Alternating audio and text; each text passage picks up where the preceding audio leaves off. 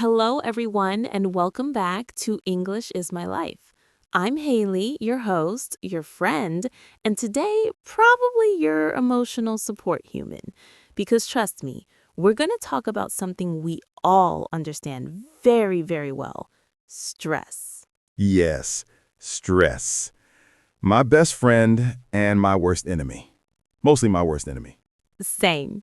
Stress is like that annoying neighbor who keeps knocking on your door even when you pretend you're not home. Exactly. And when you hide behind the door like, go away, I'm not here, stress is like, no problem, I'll just wait. Forever. Forever. Anyway, before we jump into our stressful lives, everyone listening, hello, welcome to the show, welcome to the chaos, welcome to the laughter. If you're new here, make sure to hit subscribe because we make English fun, simple, and hopefully less stressful. Yes, subscribe, because if you don't, Haley becomes stressed, and then I become stressed, and then the whole universe collapses. Very dramatic, but true. Always true. All right, Sam, let's start with this question. What stresses you out the fastest? Like, what's the number one thing that makes you go, nope, I'm done? Oh, easy. When someone says, can we talk? Instant stress. I don't even need context. My brain automatically prepares for disaster. Oh my gosh, yes. Can we talk is the international phrase for your peaceful life is over. Exactly. Just tell me the topic. Give me a preview. Give me a trailer, something. I know. Like, can we talk? It's about your missing lunch in the fridge. That's fine. That's manageable. But no, people always say it mysteriously, and then I panic for 6 hours. Relatable. For me, my biggest stress trigger is too many notifications. Oh, yes. When your phone looks like it's screaming? Exactly. If I see more than 5 messages at once, I suddenly forget how to live. My brain shuts down. Same. And emails? Oh, wow. If an email starts with following up, I feel personally attacked. Yes, following up sounds like, hey, remember that thing you forgot? Yeah, we noticed. Email guilt is real. Okay, let's get deeper, but still funny, because we are stressed, but also we're comedians today. What does stress feel like for you? Physically, my shoulders rise like I'm turning into a turtle, A cute turtle. a very stressed turtle. Fair. And mentally, it's like having 27 tabs open in my brain and the music tab won't stop playing. That is the perfect description. For me, stress feels like my brain is buffering. I'm just spinning like a loading icon. Oh, wow. Yes, please wait. Haley will respond in 45 minutes. If I respond. If the system doesn't crash. Exactly. Let me ask you this. Are you the type of person who gets stressed easily, or do you pretend you're chill until everything explodes? I am the second one. I look calm, I sound calm, and then suddenly, boom, I'm crying over a dropped spoon. Yes, the famous spoon breakdown. It always hits at the worst time. The spoon didn't hurt me. Life did. For me, I get stressed quickly, but recover quickly. I'm like a firework, explosive, but over fast. I love that. I'm more like a slow cooker. I let things simmer quietly until I emotionally boil. This is why we balance each other on this podcast. Exactly. One explosive, one simmering. Perfect duo. Let me ask you something now. What is one tiny, silly thing that stresses you out even though it shouldn't? Okay, don't judge me. When someone walks behind me while I'm choosing something at the grocery store, Why is that so real? I suddenly forget how to choose apples. Like, what is fruit? What am I doing? Why am I alive? Social pressure in supermarkets is powerful. Your turn. What silly thing stresses you out? When I have to open a plastic package and it won't open, instant anger, instant chaos. Yes, especially snacks. You're hungry, stressed, and the bag is like, try harder. And I'm like, I'm trying. Okay, we clearly have issues, Big issues. but cute issues. Yes, adorable stress. All right, moving on. Let's talk about stress at work because wow, that's a whole universe. Oh, yes. Work stress hits different. Like that moment when your boss says, can you join a quick meeting? And then the meeting is 1 hour long. Quick meetings do not exist. They are lies. For me, work stress is when I have too many tasks and my brain decides to do none of them. Procrastination is my stress cousin. Same family. But you know what's funny? Sometimes stress makes me strangely productive. Stress, productivity. Yes. Like when you have 1 hour left and suddenly you become a superhuman. Exactly. Stress turns me into a machine. Meanwhile, I turn into a meme. A very cute meme, though. And thank you. You're welcome. All right, Sam. We were talking about stress, how it shows up, and how sometimes it hits us before we even understand what's happening. So let me ask you something simple. What's one thing this week that made you feel stressed? Just one thing? Haley, please, my stress has layers, like an onion, or like lasagna, stress lasagna. Stress lasagna sounds surprisingly accurate. But okay, choose the biggest layer. Fine. My biggest stress this week was deadlines. I had so many tasks stacked up that I felt like I was running a marathon I never signed up for. And you know me, running is not my natural habitat. I can confirm that. But yes, deadlines can be brutal. Did you manage them or did they manage you? Honestly, a mix of both. I did some work, then panicked, then worked again, then panicked again. It was like a dance, a very stressful dance. Ah, yes, the famous panic cha-cha. We all know it. Exactly.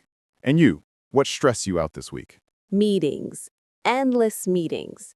Some days I feel like I talk for hours without actually accomplishing anything, So many words, zero progress. Classic. right? And by the end of the day, my brain just feels like mashed potatoes. Seasoned or unseasoned? Definitely unseasoned. Full chaos, no flavor left. That's deep. So what do you do when the mashed potato feeling hits? Honestly, I take a break before I completely shut down. Sometimes I just walk around, stretch, drink water, breathe, anything simple, and it helps. Wow, responsible adult behavior. I respect it. Thank you. What about you? How do you come down when stress clams onto your shoulders like a heavy backpack? I do two things. First, I talk to myself. Not out loud, mostly. Mostly. Look, sometimes you need to say, calm down, Sam, out loud for it to work. Fair enough. The second thing I do is put on music, something soft, or something dramatic. Depends on whether I need to relax or feel like the main character.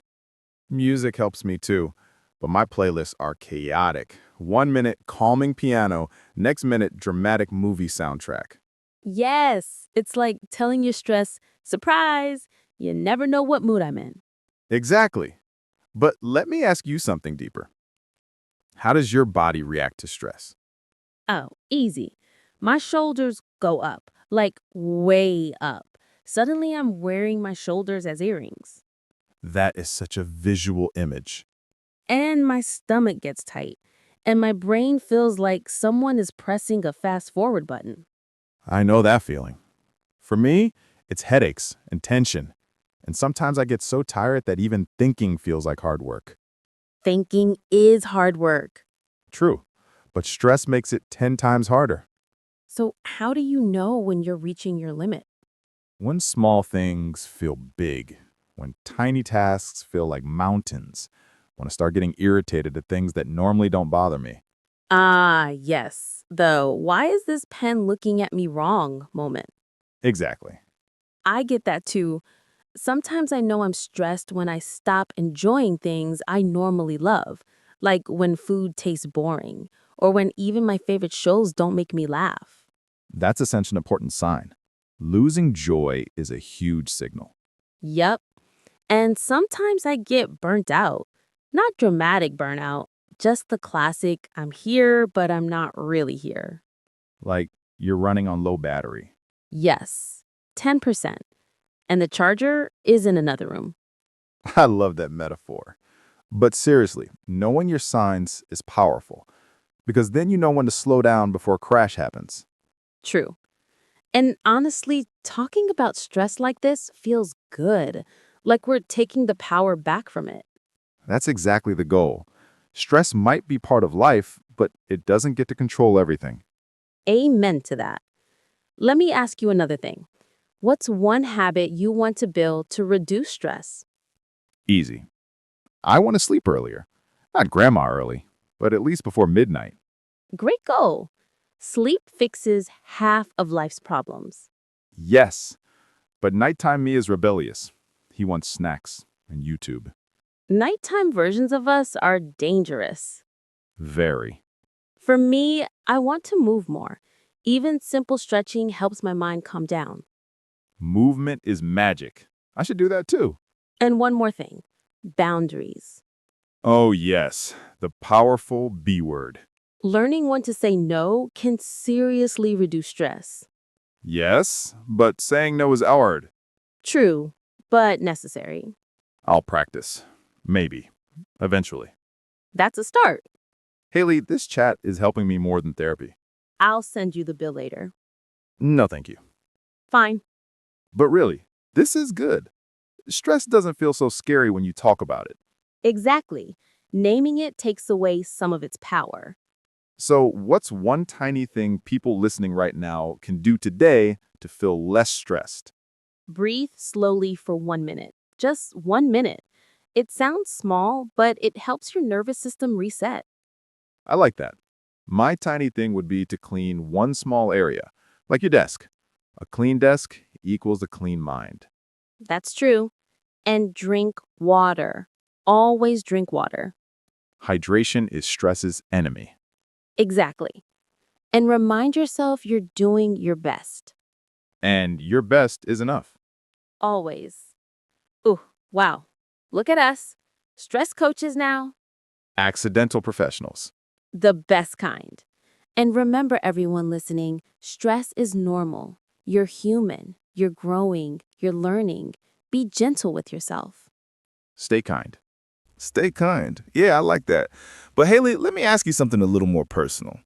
What's the most ridiculous thing you've ever done because you were stressed? Oh no, you want me to expose myself publicly? Absolutely. It's good for the soul. All right, fine. Once I was so stressed that I went to the grocery store to clear my mind, and I walked around for 45 minutes only to leave with absolutely nothing, not even water. I just wandered like a confused ghost. Haley, you became a supermarket spirit. I did, just floating around the aisles, looking at cereal boxes and questioning my life. So amazing. But honestly, relatable. I once opened the refrigerator, stared at it for a full minute, and then forgot why I opened it. Classic stress symptom. And then I closed it and immediately opened it again because I still didn't remember. Sam, that's not stress, that's a glitch in the system. Probably. But stress definitely makes me glitch more often. Same here. But you know what's interesting? Stress makes us do weird things, but it also teaches us a lot about ourselves. True. Like what? For example, I learned that I actually become calmer when someone else is stressed. I go into support mode. Oh, wow. So you're like the emotional fire extinguisher. Exactly. But when I'm stressed, no one can help me. I shut down like a frozen computer. Control Alt Haley? Yes. And you? I found out I joke more when I'm stressed. Like a lot. Too much. Humor becomes my shield. Honestly, it works. Sometimes laughter is a form of survival. Exactly. If I don't laugh, I'll panic. And panicking is exhausting. Very. But let's shift gears a little. We talked about personal stress, but what about social stress? Oh, social stress. The best kind. The awkward kind. Yes. Like when someone waves and you wave back, but they were waving at the person behind you. That happened to you recently? Twice in one day. Sam, I know. social stress hits differently because it's the kind of thing you replay at night. Exactly. Your brain goes, hey, remember that awkward thing from 9 years ago? Let's think about it again. At 1 a.m., of course. Always at 1 a.m. For me, social stress happens when I meet new people. I overthink what I'm saying, how I'm saying it, if I'm smiling too much or not enough. Haley, you smile the perfect amount. Thank you. That's all I needed today. But seriously, first impressions are stressful. We all want to seem normal, but inside we're like, please don't judge me, please like me, please don't notice I'm weird. Exactly. But guess what? Everyone is weird. That's the secret. That's true. It makes stress feel smaller when you realize everyone else is also fighting invisible battles. Yes. And speaking of invisible battles, overthinking. Oh, Haley, please, that is my Olympic sport. Mine too. Sometimes I overthink things that don't even exist yet. Oh, yes. What if this happens? What if that happens? And suddenly you've created a whole imaginary disaster. A disaster movie directed by your brain. With special effects, And dramatic soundtrack. overthinking is basically stress with too much creativity. That's the best description I've ever heard. Thank you. I'll accept my award later. But jokes aside, overthinking makes stress so much worse. That's why mindfulness is actually helpful. Ah, yes, the legendary mindfulness. Teach me your ways, wise one. It's simple. Mindfulness is just noticing what's happening right now, not in the future, not in the past. Sounds easy. It's not. I knew it. But it gets easier with practice, and it helps calm the mind a lot. Okay, give me an example. Right now, for example, if you pause and feel your breath or feel the chair you're sitting on, your mind slows down. I'm doing it. I'm so calm. Sam, I'm practically a monk now. sure you are. Honestly, though, slowing down my thoughts sounds nice. I think I need that. Everyone does. Stress stretches the mind too tight. Mindfulness relaxes it. And what about long-term stress, the heavy stuff? Long-term stress is tough because it builds slowly. You don't notice it until one day, boom, you're overwhelmed. Yes, like a surprise boss battle. Exactly. And it affects your whole life: sleep, relationships, work, health. So how do you deal with long-term stress? With consistency, you need gentle daily habits that keep your mind flexible and grounded. Like yoga? Yes, or daily walks, or journaling, or talking to someone you trust. Talking helps a lot, even just saying things out loud. Yes, hidden stress grows, shared stress shrinks. That should be on a t-shirt. Maybe one day. But you're right. Long-term stress needs long-term care. Otherwise, it becomes too heavy to carry. Exactly. And I think many listeners feel that. Stress isn't always loud. Sometimes it's quiet and constant. The silent type. Yes, the dangerous type. So what should people do if they feel that way? Step 1, acknowledge it. Step 2, don't handle it alone. And step 3, take small steps every day to lighten the load. Tiny steps. Even tiny steps count. They do, always. Talking about this makes me feel lighter. Same, talking creates space inside the mind. So this whole podcast is basically a stress relief session. Pretty much. I'm okay with that. You know, Haley, after talking about stress for so long today, I'm starting to feel something funny. Oh, what's that? I think I understand myself a little better. Really? Yeah. It feels like stress is no longer a big scary monster. It's more like a loud neighbor who knocks on the wall too much.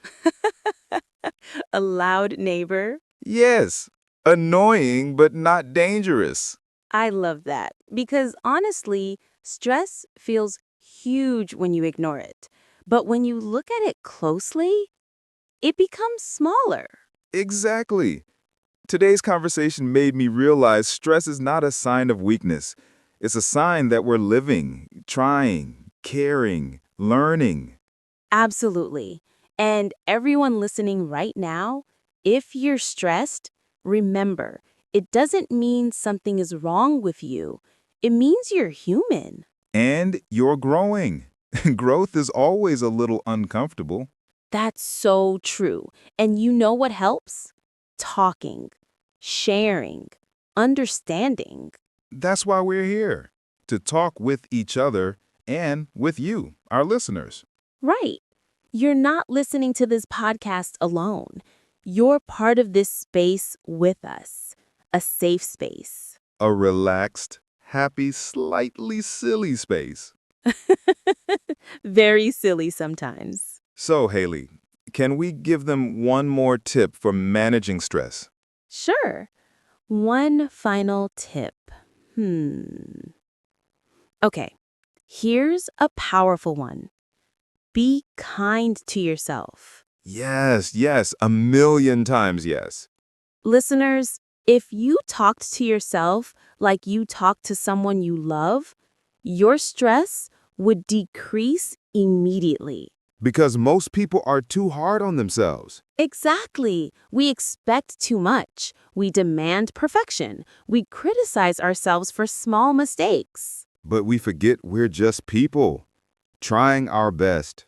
So treat yourself gently. Celebrate small wins. Rest when you need to. And don't feel guilty for slowing down. Rest is not a failure. Rest is fuel. Amen to that. And here's something else. If today is heavy for you, remember, it won't always be like this. Storms always pass. And sunny days always return. And if today is already a sunny day, enjoy it fully. You deserve peace. You deserve joy. And you deserve support. And we're honored to be part of that support for you. Before we say goodbye, Haley, I want to say thank you to you and to our listeners. Same here. Thank you, Sam. And thank you, everyone listening, wherever you are right now.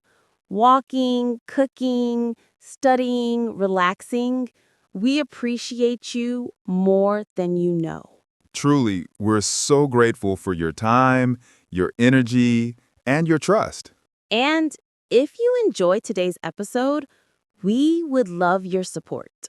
Yes, please don't forget to subscribe, follow, like, or share this podcast. It helps our small podcast grow, and it helps more people find a calm, friendly place to learn English And laugh a little. and feel understood. And reduce stress. One episode at a time. Thank you for spending your time with us today. Take care of your mind. Take care of your heart.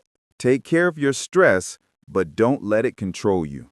And remember, you're not alone. We're right here with you. All right, everyone. We'll see you In the next episode of English is My Life.